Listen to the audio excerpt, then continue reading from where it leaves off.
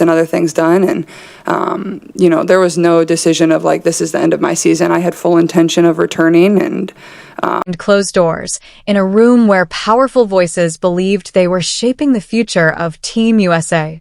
What they didn't realize was that their decision would ignite a storm that would echo across the entire sport. At the center of that storm stood one name that had already become impossible to ignore: Caitlin Clark. By the time the Team USA roster for the Summer Games was being finalized, most of the basketball world believed Clark's spot was guaranteed. It seemed obvious. She had just finished one of the most historic college careers ever, shattering NCAA scoring records and transforming women's basketball into must-watch television. Arenas were selling out weeks in advance whenever she played. Television ratings were doubling. Jerseys were flying off the shelves faster than any player in the league. For millions of fans, Clark wasn't just a rookie entering the WNBA, she was the face of a new era. But behind the scenes, the selection process was taking a very different turn. According to whispers that slowly leaked from inside the committee, Clark wasn't being offered the role everyone expected. Instead of welcoming her as a central piece of the Olympic roster, officials allegedly floated something far smaller, something almost symbolic. A spot on the team, yes, but not a real one. A limited role, a quiet presence. And most controversially of all, they proposed a jersey number that carried a message louder than any press release ever could: number 12. To a casual fan, a jersey number might seem meaningless. But in basketball culture, numbers can speak volumes. In many locker rooms, number 12 is often handed to the final player on the bench, the last addition, the temporary body filling space rather than commanding respect. For someone like Clark, whose identity had become deeply tied to the iconic number 22, the symbolism was impossible to miss. Her number had become part of her legend. Young fans across America were wearing 22 on playground courts and high school gyms, dreaming of launching deep three-pointers, just like her. So when the committee suggested number 12, many insiders believe it wasn't simply about roster logistics. It was a statement. A subtle reminder that no matter how bright the spotlight around Clark had become, the old hierarchy still controlled the stage. And Clark's response? Silence. No public protest. No angry social media posts. No dramatic interviews. She simply stepped away from the conversation. And that quiet refusal changed everything. Within days, the roster announcement came out, and Clark's name was missing entirely. At first, the league tried to frame it as a basketball decision. Analysts pointed to experience, chemistry, defensive schemes, international play. But the explanations struggled to convince fans who had spent the past year watching Clark redefine the sport's popularity. The backlash grew quickly. Millions of viewers who had just discovered women's basketball through Clark suddenly felt like the biggest star in the game had been deliberately pushed aside. Then the story took an unexpected turn. Because suddenly another voice emerged from inside the league itself, one that nobody expected. Sophie Cunningham is not the type of player the media usually places at the center of national debates. She built her career the hard way, diving for loose balls, playing physical defense, and grinding through every possession. She doesn't dominate headlines. She earns respect through effort. But when reports surfaced that Cunningham had privately expressed frustration with how Clark had been treated during the selection process, the narrative changed overnight. This wasn't a fan complaining online. This wasn't a sports commentator chasing clicks. This was a player inside the league, someone who shared locker rooms, practices, and battles with the same athletes involved in the controversy. If Cunningham truly pushed back against the politics surrounding Clark's exclusion, it meant the frustration wasn't limited to fans watching from the outside. It existed within the system itself. And that possibility cracked the story wide open. Because for months, the media had been promoting a different storyline, the idea that the league's veterans were united in their resistance to Clark's meteoric rise. The rookie sensation versus the established stars. The newcomer disrupting a carefully built hierarchy. But Cunningham's alleged stance suggested something far more complicated was unfolding behind the scenes. Competition is one thing. Rivalry is part of sports. But many players understand the difference between battling someone on the court and undermining them off it. And that distinction began to reshape the conversation.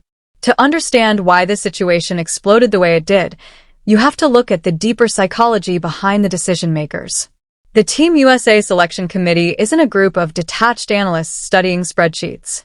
It's largely made up of former players, coaches, and administrators who helped build the WNBA from its earliest days.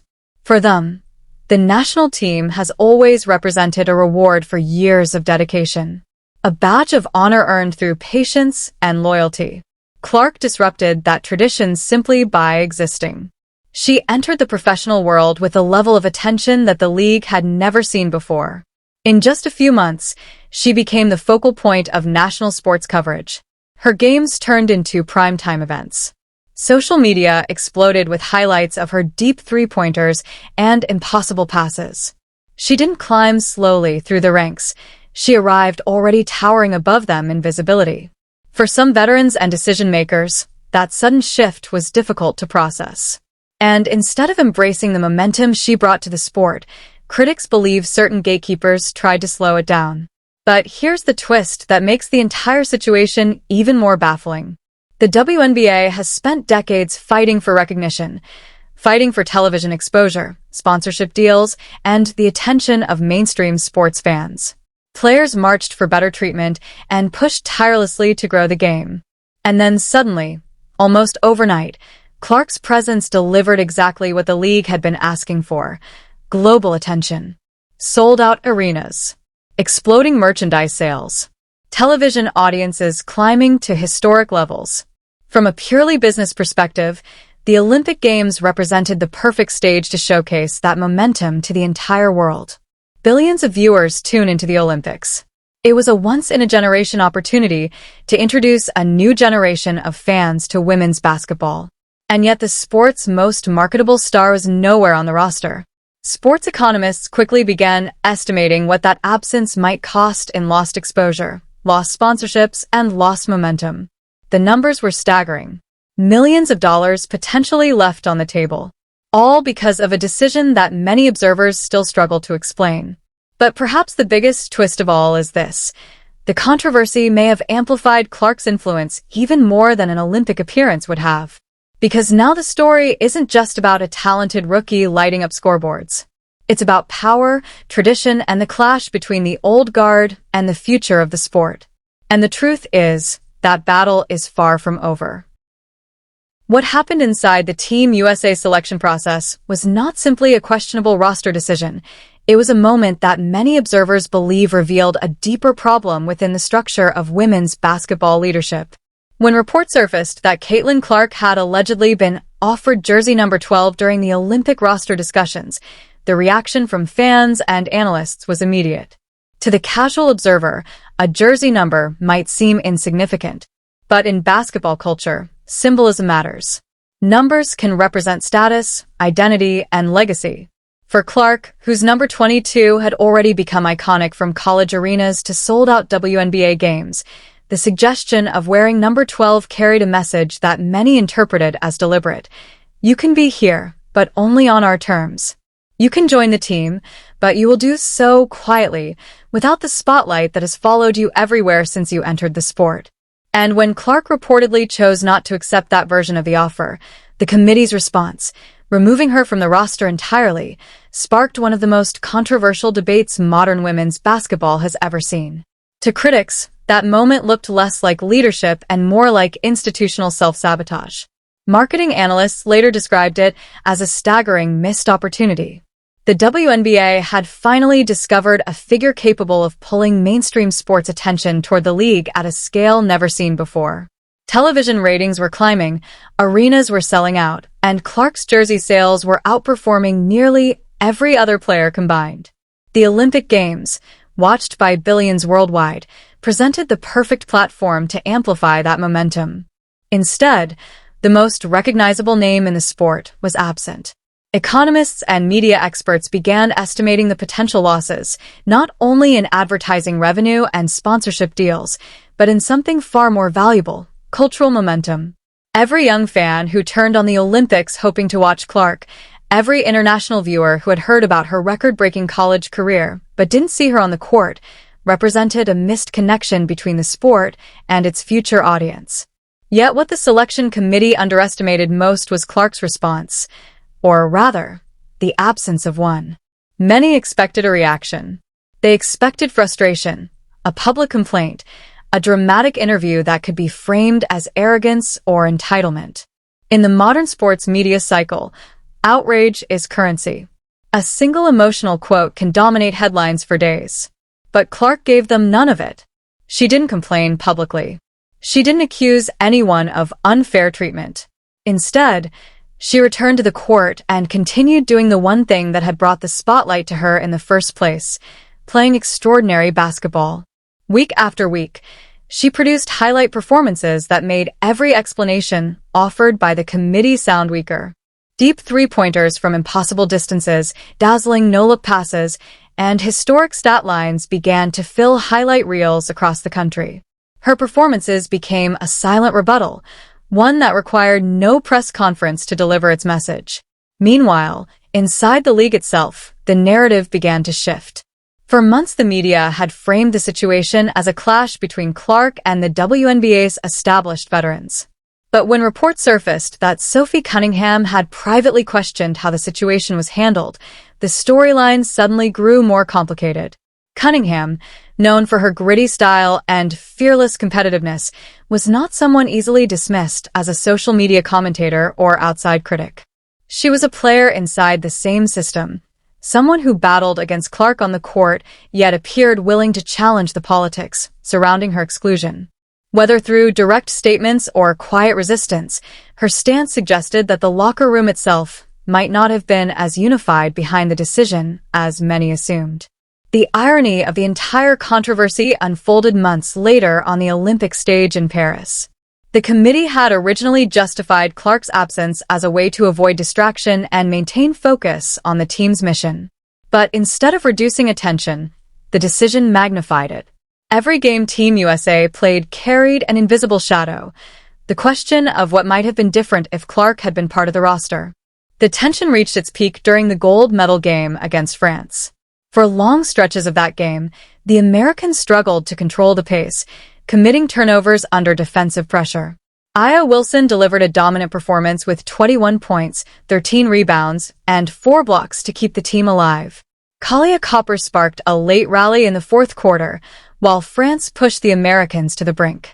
On the final possession, Gabby Williams banked in a shot at the buzzer that could have forced overtime, but her foot was on the three-point line. Instead of tying the game, it counted for 2. The final score, 67-66. Team USA still won gold, but the narrow margin ignited an explosion of debate online, with thousands of fans repeating the same thought. A playmaker like Clark might have changed the rhythm of that game entirely. Even members of the selection process later hinted at second thoughts. After the tournament, coach and committee member Dawn Staley acknowledged publicly that Clark's performances during the season would have placed her in very high consideration if the roster decisions had been made later. By that point, however, the conversation had already moved beyond the Olympics themselves. Back in the United States, the WNBA All-Star Game featuring Clark drew record-breaking television numbers, more than doubling the previous record set decades earlier. Viewership for games involving Clark surged dramatically across major networks, and arenas across the league reported unprecedented attendance whenever her team visited. Some franchises even relocated games against the Indiana Fever to larger NBA arenas simply to accommodate the demand. In the end, the players who represented Team USA in Paris still achieved the ultimate goal by winning the gold medal, and their accomplishment deserves recognition. But the larger story surrounding the tournament became something else entirely. The headlines weren't only about the victory, they were about the player who wasn't there. In trying to remove Clark from the narrative, the decision-makers had unintentionally made her the center of it. The attempt to control the spotlight only redirected it.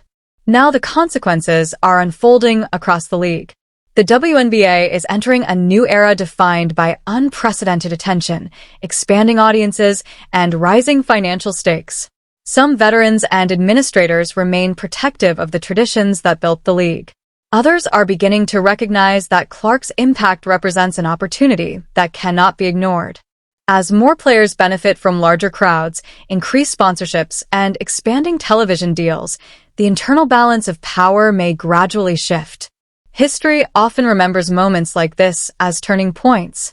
In sports, legendary careers are frequently shaped by perceived slights, fuel that drives athletes to push even harder.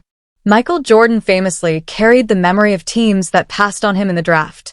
Tom Brady built his career around the chip on his shoulder from being selected 199th overall. For Clark, critics say the number 12 controversy may serve a similar purpose, a reminder that greatness sometimes grows strongest when it is underestimated. And perhaps that is the ultimate twist in this story. The jersey number meant to minimize Clark may end up becoming part of her mythology. Because the lesson she appears to be writing through her performances is simple but powerful. The most effective response to doubt is not anger, and it is not arguments. It is excellence, showing up every night, performing at a level so undeniable that the debate eventually disappears on its own. And if that continues to happen, the real question may no longer be whether Clark belonged on that Olympic